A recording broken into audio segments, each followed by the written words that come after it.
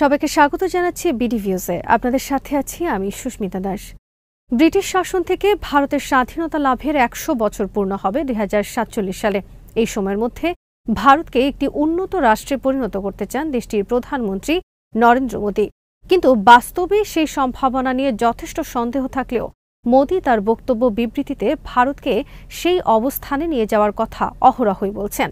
অন্যদিকে বিভিন্ন think tank, পণ্ডিতগণ এবং মিডিয়া একবিংশ শতাব্দীর শেষ দিকে ভারত বিশ্বের বৃহত্তম অর্থনীতির দেশে পরিণত হবে এমন একটা ধারণা সবার সামনে তুলে ধরার জন্য চেষ্টা করে যাচ্ছে।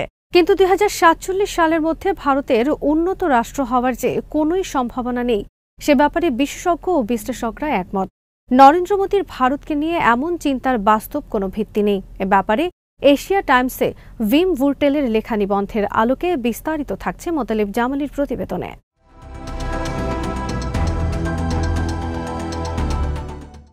ভারতের যে আগামী ৫০ বছরের মধ্যেও একটি উন্নত রাষ্ট্রে পরিণত হওয়ার কোনো সম্ভাবনাই নেই তা গত ৩রা ফেব্রুয়ারি ২০২৫-এ দেশটির পার্লামেন্টের নিম্নকক্ষ লোকসভায় এক বিতর্কে স্পষ্টভাবে উঠে এসেছে।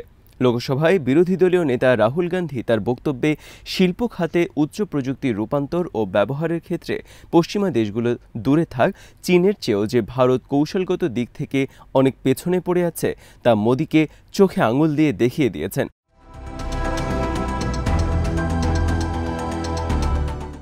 লোকসভায় প্রেসিডেন্টের বার্ষিক ভাষণের উপর ধন্যবাদ প্রস্তাব নিয়ে বিতর্কে অংশ নিয়ে বক্তব্য দেন রাহুল গান্ধী। এ সময় তিনি বলেন, উন্নত দেশ হওয়ার দৌড়ে পশ্চিমা বিশ্ব ও চীনের সঙ্গে প্রতিযোগিতায় নেমেছে ভারত, কিন্তু বাস্তবতা হচ্ছে এই প্রতিযোগিতায় পদ্ধতিগত দিক থেকে প্রতিদ্বন্দ্বীদের চেয়ে অনেক পেছনে পড়ে আছে ভারত। এমনকি ভারত উন্নত রাষ্ট্র হওয়ার প্রতিযোগিতাতেই নেই বলেও মন্তব্য করেন রাহুল গান্ধী। ভারতের রাজনৈতিক আমলা, পণ্ডিত ও মেইনস্ট্রিম মিডিয়ার সাংবাদিকরা যখন ভারতকে আগামী দিনের বিশ্বগুরু বা বিশ্ব রাজনৈতিক নেতা হিসেবে তুলে ধরে ভূয়সী প্রশংসায় ভাসিয়ে দিচ্ছেন, তখন রাহুল গান্ধী দেশটির প্রথম রাজনীতিক যিনি বর্তমানে ভারতের প্রকৃত অবস্থানটা আসলে কোথায় তা সবাইকে চোখে আঙুল দিয়ে দেখিয়ে দিয়েছেন।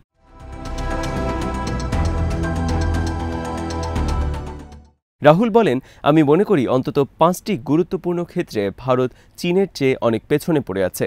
এর মধ্যে প্রথম হচ্ছে গ্রিন এনার্জি ট্রানজিশন, অর্থাৎ সূর্যের তাপ, বায়ু ও পানি থেকে শক্তি বা জ্বালানি উৎপাদন করা যাতে পরিবেশের উপর বিরূপ কোনো প্রভাব না পড়ে।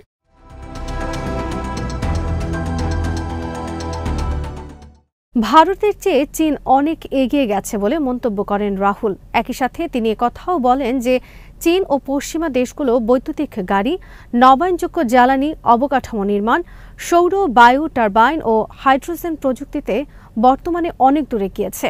এমনকি তারা টোকামেক রিঅ্যাক্টর, হিলিয়াম-3 ফিউশন প্রযুক্তি ও মোল্টেন সল্ট নিউক্লিয়ার রিঅ্যাক্টর তৈরির মতো অগ্রসর পরমাণু প্রযুক্তিতে ব্যাপক সাফল্য অর্জন করেছে।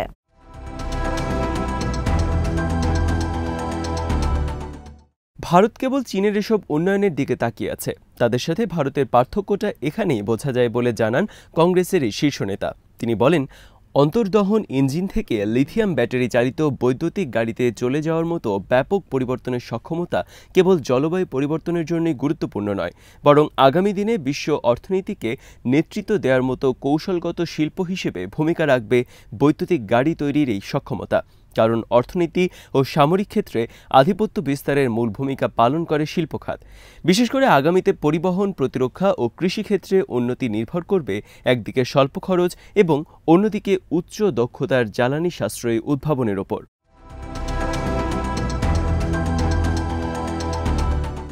কিন্তু high storage lithium battery, robotics ও অপটিক্স সহ অত্যাধুনিক প্রযুক্তির সব ক্ষেত্রেই ভারত অনেক পিছিয়ে আছে।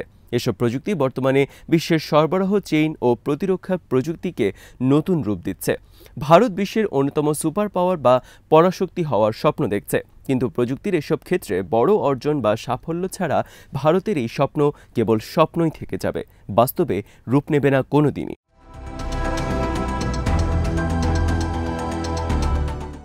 দ্বিতীয় বিষয়টি হচ্ছে, ভারত তার প্রতিরক্ষা ও কৌশলগত শিল্পকে আধুনিকায়ন করতে ব্যর্থ হয়েছে। ইলেকট্রিক মোটর ও ব্যাটারি চালিত স্বল্প খরচের ড্রোন প্রযুক্তি কিভাবে প্রচলিত অন্তর্দহন ইঞ্জিন চালিত ব্যয়বহুল ট্যাঙ্ক ও সাজোয়া যানকে অকেজো করে দিয়েছে তা রাশিয়া ইউক্রেন যুদ্ধে ভালোভাবেই প্রমাণ হয়েছে। কৃত্রিম বুদ্ধিমত্তা বা এআই পরিচালিত ড্রোন থেকে শুরু করে জ্বালানি সাশ্রয়ী সার্ভেইলেন্স নেটওয়ার্ক, ইলেকট্রনিক্স, প্রতিরক্ষা ব্যবস্থার সব ক্ষেত্রেই অনেক এগিয়ে গেছে চীন।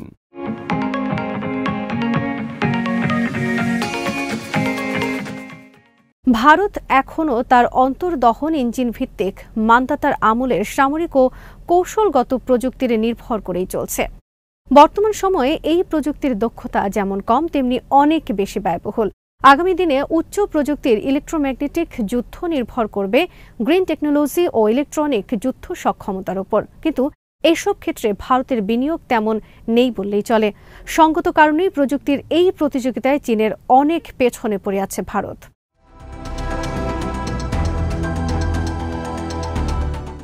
কৃত্রিম বুদ্ধিমত্তার বর্তমান যুগেও তীব্র ডেটা সংকটে ভুগছে ভারত, যা দেশটির প্রযুক্তি খাতের একটি বড় দুর্বলতা।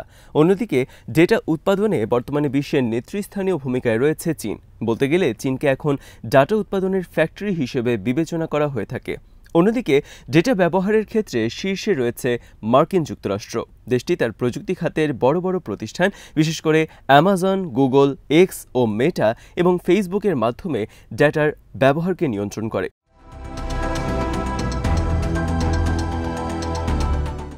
কিন্তু এই দুটো ক্ষেত্রের কোনো দিকে এগিয়ে থাকা তো দূরের কথা, চীন ও যুক্তরাষ্ট্রের ধারে কাছেও নেই। বলতে গেলে প্রযুক্তি খাতে ভারতের কোনো প্রতিষ্ঠানই গড়ে ওঠেনি, বরং ভারত চীনের যন্ত্রাংশ আমদানির মাধ্যমে সেগুলো সংযোজন করে সেই পণ্যগুলো তৃতীয় কোনো দেশে, বিশেষ করে যুক্তরাষ্ট্রে রপ্তানি করে থাকে। ভারতের ডিজিটাল অর্থনীতি কার্যত বিদেশ নির্ভর হয়ে গড়ে উঠেছে।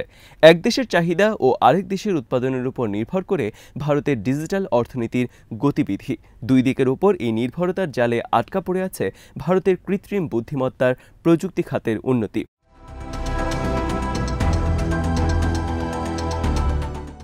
ফলে রোবোটিক্স, স্বায়ত্তশাসিত ব্যবস্থা ও স্মার্ট লজিস্টিক্স ব্যবস্থাপনার ক্ষেত্রে অনেক দেশগুলোর সাথে প্রতিযোগিতা করার সক্ষমতা ভারতের নেই। বৃহৎ ডাটার উপর নিয়ন্ত্রণ প্রতিষ্ঠা করতে না পারলে ভারতকে সবসময় পরমুখাপেক্ষী হয়েই থাকতে হবে। কৃত্রিম বুদ্ধিমত্তার ক্ষেত্রে চীন ও যুক্তরাষ্ট্রের মধ্যে যে প্রতিযোগিতা চলছে, সেখানে ভারতের দর্শকের ভূমিকা পালন ছাড়া আর কিছুই করার নেই।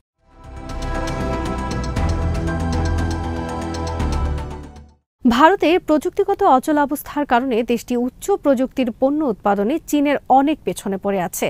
এই পরিস্থিতির অন্যতম কারণ হচ্ছে ভারতের শিক্ষা ব্যবস্থা উচ্চ প্রযুক্তি বান্ধব নয়।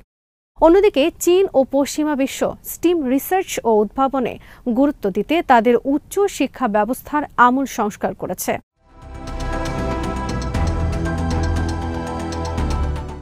ভারতের বিশ্ববিদ্যালয়গুলো এখনও অর্থ সংকটে ভুগছে, সাথে আছে আমলাতান্ত্রিক জটিলতা এবং কারিকুলাম ও উচ্চ প্রযুক্তি শিল্পের প্রয়োজনীয়তার কথা চিন্তা করে দুইয়ের মধ্যে সমন্বয়ের অভাব। সরকারি স্কুল কলেজগুলোর ক্ষেত্রেও একই অবস্থা বিরাজ করছে। প্রযুক্তি নিয়ে গবেষণা করার মতো মেধা অন্বেষণ কার্যক্রমেও চীন ও পশ্চিমা বিশ্বের চেয়ে পেছনেই পড়ে আছে ভারত।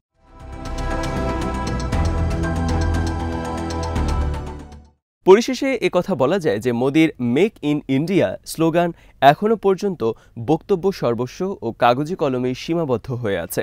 বাস্তবে এর কোনো প্রতিফলন নেই। ভারত এখনও সেমিকন্ডাক্টর থেকে শুরু করে প্রিসিশন অপটিক্স সহ গুরুত্বপূর্ণ সব যন্ত্রাংশ আমদানির জন্য চীনের উপর নির্ভরশীল।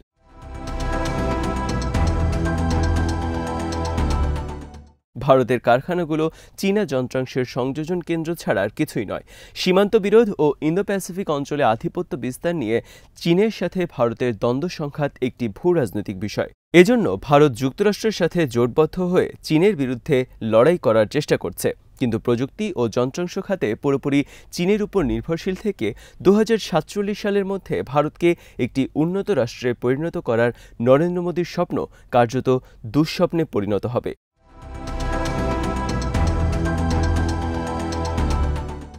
আজ এখানেই শেষ করছি। সবাই ভালো থাকুন, সুস্থ থাকুন আর দেখতে থাকুন বিডি ভিউজ। চ্যানেলটি ভালো লাগলে সাবস্ক্রাইব করুন। সংযুক্ত থাকুন আমাদের ফেসবুক পেজে।